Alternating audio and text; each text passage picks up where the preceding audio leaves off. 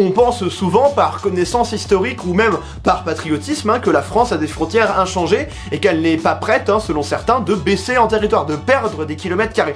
Eh ben non! Eh ben justement! Non, pas du tout! J'étais pas obligé de crier. La France a en effet perdu 0,006 km de territoire ce 1er février 2025, mais le plus fou, c'est que tout cela est parfaitement normal. Ce territoire, c'est pas une frontière qui a été corrigée, je pense par exemple à l'île de Saint-Martin, où il y a eu récemment un ajustement de la frontière franco-néerlandaise par rapport à un vieil accord de 1648. Non, je parle bien d'un territoire qui change de pays régulièrement de manière programmée.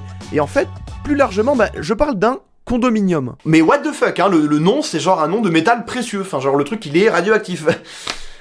C'est quoi du coup un condominium? Eh ben ton condomi-truc là, c'est un pacte entre plusieurs pays, leur assurant une souveraineté commune sur un territoire étranger. On parle pas d'une souveraineté subie par un pays, quand ton voisin tout gentil te bouffe du territoire, n'est-ce pas certains pays? On parle bien d'un accord commun ratifié, consenti, légal quoi. Il y a plusieurs condominiums sur Terre, comme par exemple entre le Luxembourg et l'Allemagne, le fameux Gemeinschaft le Deutsch Luxembourg, j'arrête, qui suit la rivière Sûre sur plus de 135 km. Notre condominium est donc entre la France et l'Espagne, dans la commune d'Irun, enfin de Hendaye côté français, ou Hendaye, je sais pas comment on prononce, et on parle bien de l'île aux faisans, ou Constantia en basque. Cette île, elle est sur la rivière Bidasoa, elle fait 210 mètres de long et 40 de large, et sa particularité, c'est que du 1er août au 31 janvier, elle fait tout simplement partie de la France, et le reste du temps, elle appartient à l'Espagne. Ce qui fait que depuis le 1er février 2025, elle appartient à l'Espagne.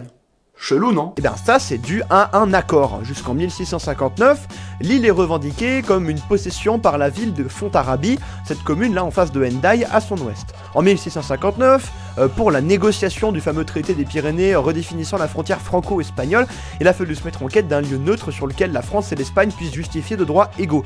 Et bim, l'île des Faisans était dans le viseur. Et puis l'acte 2 en 1856, le premier traité de Bayonne, qui était destiné à déterminer la frontière, je cite, depuis l'embouchure de la Bidasoa jusqu'au point où confinent les départements des Basses-Pyrénées, l'Aragon et la Navarre. Elle est choisie pour le siège de la conférence et déclarée commune aux deux royaumes. En fait, le traité des Pyrénées, pour l'île des Faisans, c'est plus un bout de papier théorique, et donc le premier traité de Bayonne est plus là pour officialiser d'un certain côté le condominium comme une sorte de marque historique de la bonne entente entre les deux pays. Alors voilà, si le sujet vous a plu, n'hésitez pas à liker cette vidéo, à la partager, à vous abonner à mon compte.